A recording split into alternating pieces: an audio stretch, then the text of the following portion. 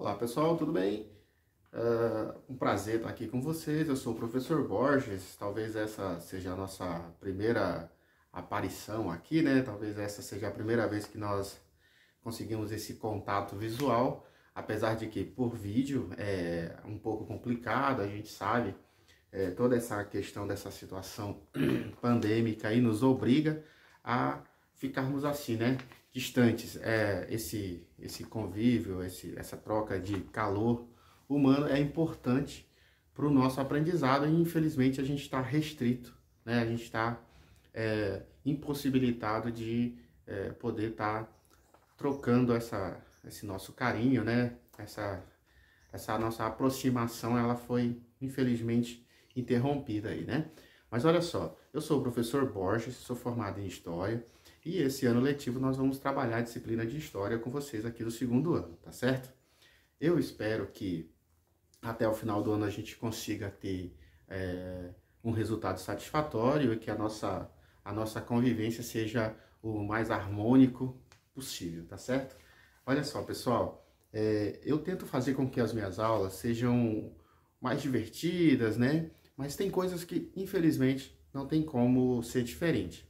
Olha só, estudar, adquirir conhecimento é algo muito, mas muito individual.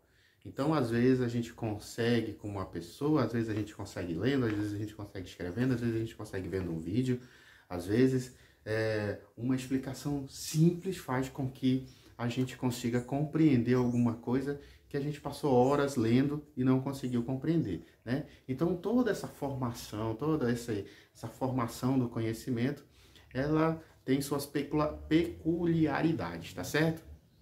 Mas a intenção do professor aqui é facilitar, é tentar ajudar. Gravando em casa a gente tem essas questões, né? De vez em quando um barulho estranho, mas enfim, a intenção do professor aqui é facilitar, é poder ajudar, é poder, de forma geral, né? Poder contribuir aí para que você consiga ter um ano letivo satisfatório mesmo com todas essas questões aí, né? Eu tô um pouquinho desconfortável para mim aqui, é a primeira vez que eu tô gravando em pé, geralmente eu gravo sentado, né? O ano passado a gente teve essa experiência de ficar gravando sentado, então parecia um pouco mais confortável, né? Eu até botei uma roupinha aqui que eu não sou muito acostumado a estar vestindo sempre, porque a ocasião pede aqui a nossa apresentação e eu gostaria de que vocês, mesmo que por vídeo, conseguissem entender a magnitude da importância desse nosso primeiro encontro, tá certo? É aqui que nós vamos estabelecer os princípios da nossa relação, né? E eu gostaria de me apresentar aqui de uma forma mais atraente aos olhos de vocês, para que vocês consigam compreender o quanto eu, professor Borges, levo isso aqui a sério e o futuro de vocês, para mim, é algo muito sério, tá certo? Mas não só por isso a gente vai deixar de tentar levar essa nossa vida o mais bem-humorada possível, né? Como eu já disse, estudar não é um negócio gostoso, não é um negócio legal, a gente sabe disso, é cansativo, requer muita atenção, requer também uma concentração muito grande, e isso faz com que o processo de estudar não se torne algo muito prazeroso. Ao contrário do processo de estudar, conhecimento é algo que nos dá muito prazer. Conhecer, saber das coisas é algo que nos proporciona um prazer muito grande. Então, o ato de estudar pode até não ser satisfatório, pode até não ser satisfatório que eu diga assim, prazeroso, gostoso, mas a ideia de saber, você poder se colocar, você ter informação, você ter certeza do que você sabe e você poder expor isso que você sabe é muito gostoso e faz com que nos afirmamos ainda mais como cidadãos, como pessoas, né? Mas olha só, nosso primeiro conteúdo, nosso primeiro material aqui do segundo ano é sobre colonização, né, portuguesa. Como é que os portugueses resolveram administrar, como é que eles resolveram cuidar, como é que eles resolveram explorar todo o Brasil, né? Não só os portugueses, mas também os espanhóis utilizavam de técnicas muito parecidas, né? Apesar de que os espanhóis lá, eles conseguiram encontrar ouro rapidão. Mas olha, só para a gente não ficar, esse vídeo não ficar muito grande, eu pretendo trazer vídeos para vocês mais ou menos 10 minutos, tá certo? Esse aqui vai ficar um pouquinho maior por causa dessa nossa apresentação aqui, mas mais ou menos 10, 12 minutos ali, talvez um pouco mais, talvez um pouco menos, mas sempre nessa faixa aí para que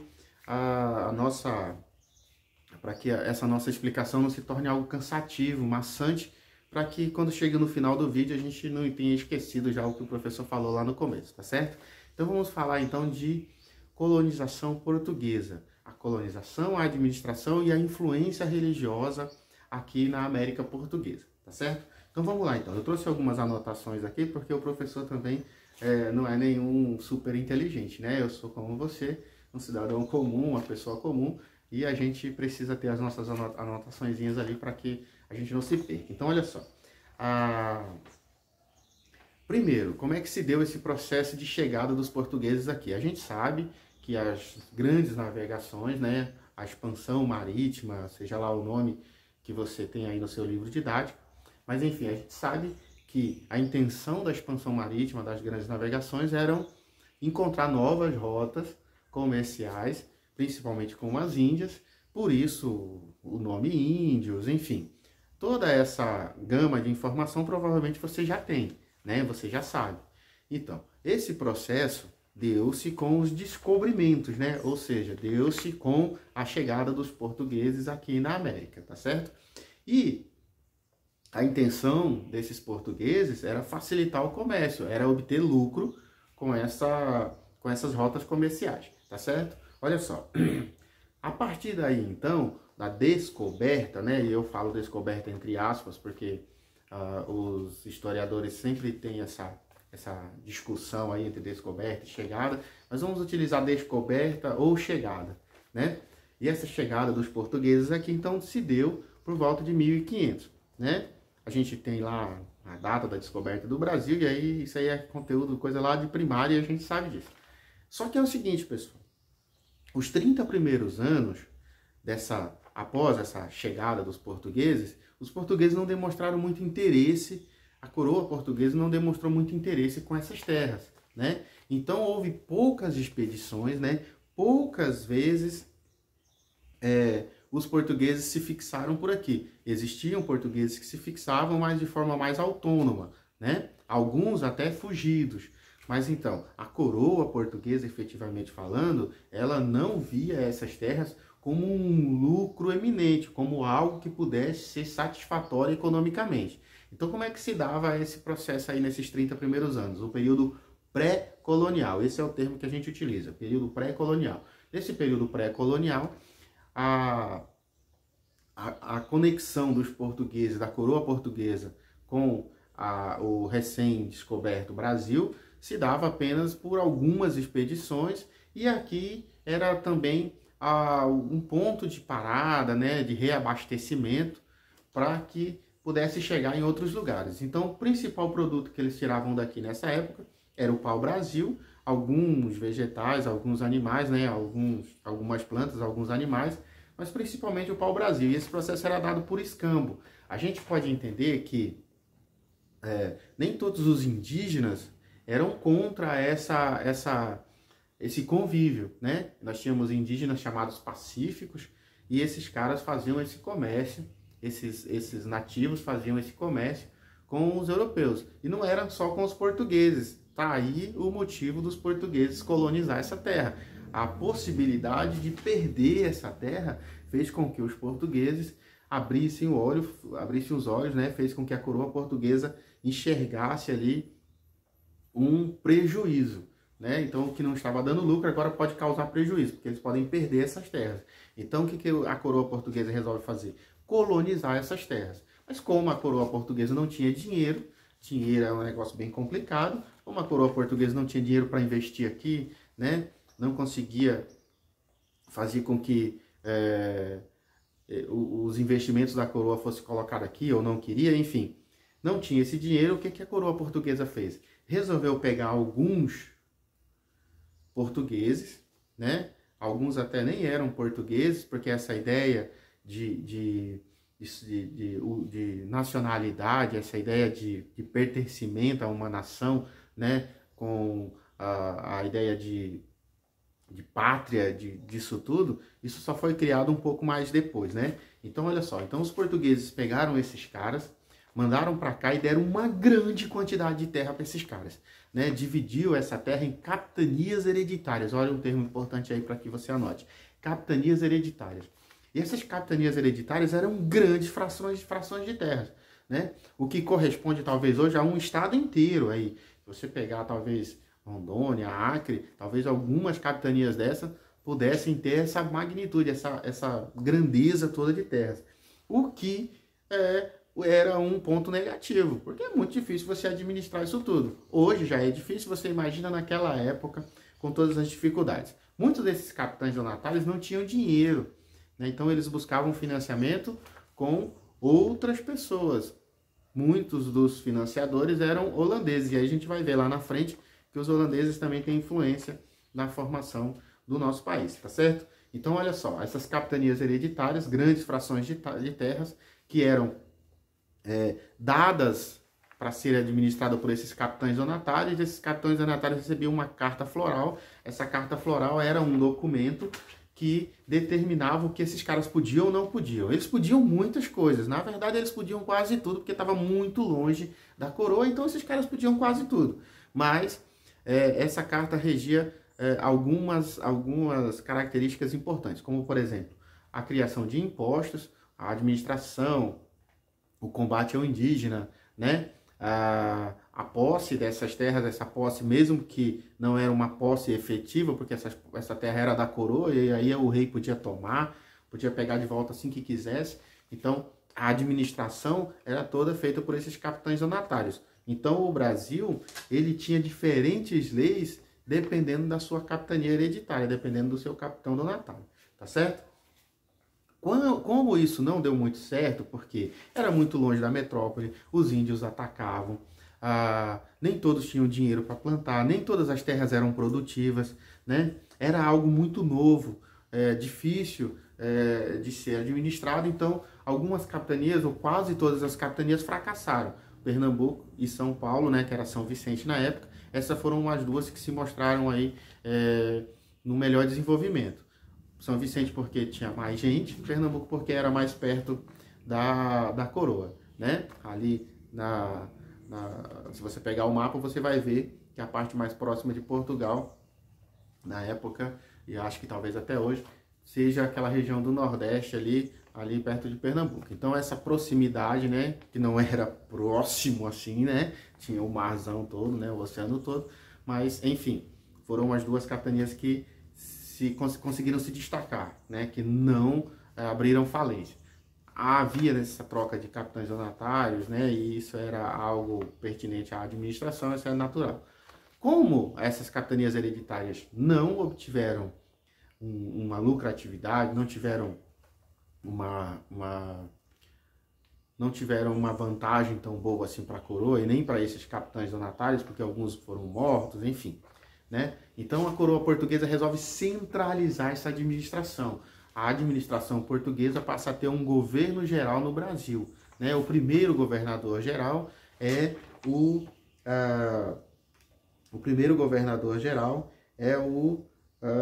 Tomé de Souza. Como eu disse para você, tem algumas coisas que às vezes dá uma fugidinha da nossa cabeça aqui, né? O Tomé de Souza, ele foi o primeiro administrador geral, e essa administração geral, ela se deu por volta de 1548, assim que inicia essa administração geral. Uma característica importante da administração geral, pessoal, era as câmaras municipais. Essas câmaras municipais eram compostas por homens bons, né? Essa era a nomenclatura, homens bons. Esses caras eram os ricos, né? Os políticos, os ricos, os donos de terras, donos de escravos, né? Eram a nata da sociedade, eram chamados de homens bons porque esses caras tinham posses, né? Bons nesse sentido de financeiro, nesse sentido de questão monetária, tá certo? A intenção dessa administração geral era combater os indígenas, né? Porque era algo natural para eles, nesse processo de colonização, combater os indígenas, a defesa do território, porque agora a gente não tem cada um brigando pela sua parte da terra, mas sim a gente tem uma ideia de governo central, né? De um governo que pense, de uma administração que pense no bem geral, né? Então, a ideia era defender esse território, porque também existia a possibilidade de outros povos, outras nações, né? Outros europeus tentarem administrar, tentarem colonizar alguma dessas regiões, ocupar alguma dessas regiões, né? Então, uma das características era essa Câmara Municipal, né? E olha só que interessante, era chamado de governo geral. O termo vice-rei, ele só passa a ser utilizado no Brasil por volta de 1720. Então, até então, era chamado de governador geral. Tá? Uma outra característica importante aí desse período é que o governo geral era centralizado, depois dividiram esse governo geral também em regiões e depois ele foi de novo recentralizado, né? Então nós temos aí essas características, tá certo? Mas o que mais cai aí é sobre a questão das câmaras municipais, tá certo? Era a administração de cada cidade, era feita por essas câmaras municipais, tá certo?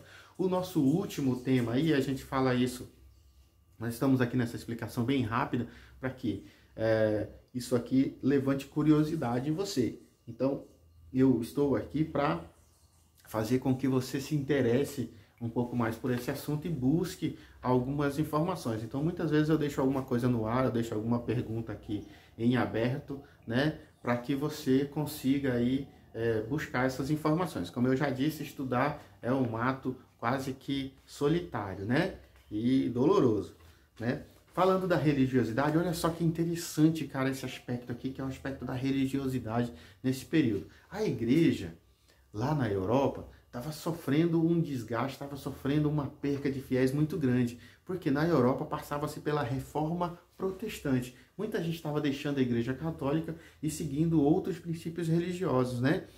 Depois de Lutero, nós temos Calvino, enfim, nós temos diferentes reformadores aí, e essas reformas religiosas faziam com que a Igreja Católica perdesse muito dos seus fiéis. Consequentemente, a Igreja viu aqui nessas novas terras a possibilidade de conseguir novos fiéis. Então, essa era uma das vantagens que a Igreja via nesse processo. Outra característica importante aí era manter esse vínculo com o colonizador, manter esse vínculo com o português, manter esse vínculo com o espanhol, né, manter esse vínculo com o europeu, para que esse cara que veio da Europa, que já tinha contato com essas ideias reformistas, não mudasse de religião. Então, continuar tendo essa proximidade com os colonizadores, com os europeus, era importante para que também não perca a fidelidade desses devotos que vieram para cá, né?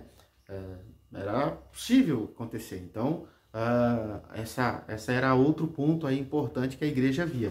Outra característica importante aí era como os portugueses, os espanhóis, como os europeus viam os religiosos. A possibilidade de ter um apoio de uma instituição muito forte. A igreja era muito forte. E a igreja, esses religiosos, eles eram responsáveis pela educação desse novo povo, né? Desses povos que eram conquistados. Então, olha só, quando a gente utiliza a educação como forma de impor, como forma de domínio, é muito interessante, porque é algo que não é doloroso, algo que parece ser algo vantajoso para quem também está recebendo, né? Lógico, adquirir conhecimento é bacana, é interessante, né? Só que se a gente for doutrinado nesse processo, a gente acaba vendo apenas um lado da história, né? E os portugueses viam nesse trabalho dos religiosos essa possibilidade de impor, através desse processo educacional, que é um pouco diferente desse nosso de hoje, mas a gente ainda tem muito muitas dessas características dessa época colonial ainda na educação, né? E aí, então, o que acontece?